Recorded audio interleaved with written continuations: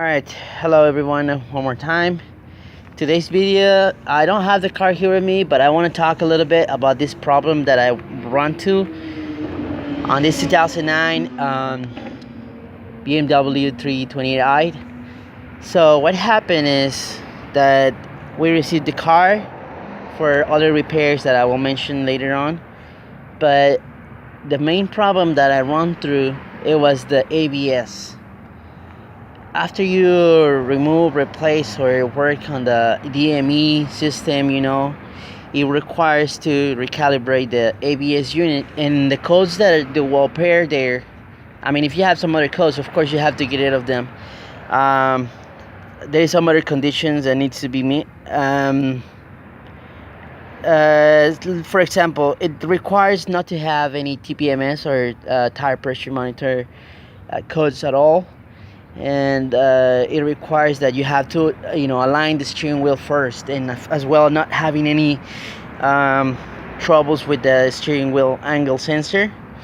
And so what it is, then after that I was getting these codes on the ABS system, which works together with the TPMS as well as the steering angle sensor to provide the best possible traction control adjustments, if we can call it adjustments. So after we work on all this stuff, we make sure we didn't have any of these conditions, so we can actually work on the to the traction control ABS. We had these annoying lights on the dashboard. We had the brake light, which appeared in amber color. And as well, we had the traction control light on, the ABS light was on. It was giving us a message that drive slowly, contact your nearest BMW, whatever. But the problem, after we accomplished the steering wheel alignment, the steering wheel position sensor, alignment with the steering wheel, was that after that, we'll not have any good result from this. We'll keep getting these codes, which was the 5 DS David, again DS David 2, and 5 DS David 0, which will be 5DD 2 and 5DD 0, which means that the front calipers need to be calibrated. Well, this is internal, within the ABS unit. I don't have that much information that I can give you right now, but this is my experience.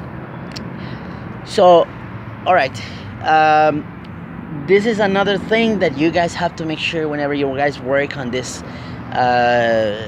system.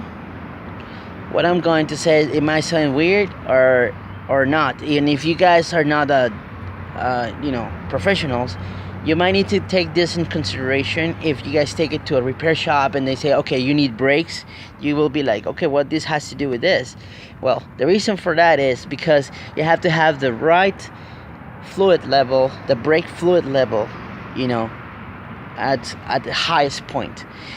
And you have to have no codes for service, like brake fluid service due or something like that. And just for the heck of it, I had these codes for engine management system, which was the P302, which was a misfiring, ended up being a coil. So I replaced the coil. I make sure there was no more misfirings. So then after that, I was be able to get a good result. Okay, you will ask me, Abraham, what kind of scanner you were using, or why you went to this much trouble, etc. So, I have two scanners right now. My two new scanners. This Autel is a Maxis, I guess. Yeah, I think it's a Maxis. I just inquired this new scanner to Autel, but this one is the one that actually did the trick. I have a bears. I tried with the bears, but then after that I kind of give up. But it wasn't actually the scanner, though. I'm not saying that was it or that wasn't it. What I'm saying is that that guy was pretty fast. So what I'm saying is that I took care of the problem with this scanner right here. So those are the things that I was trying to share with the world outside, because I think it's important to know that when you don't have a code, it's easier to actually determine what is the problem, whether you have a programming problem or mechanical problem or something like that.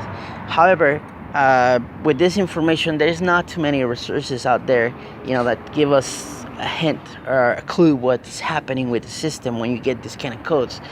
But I went to BMW dealer. I told him the code. I took the car in, but they were trying to charge me for diagnosing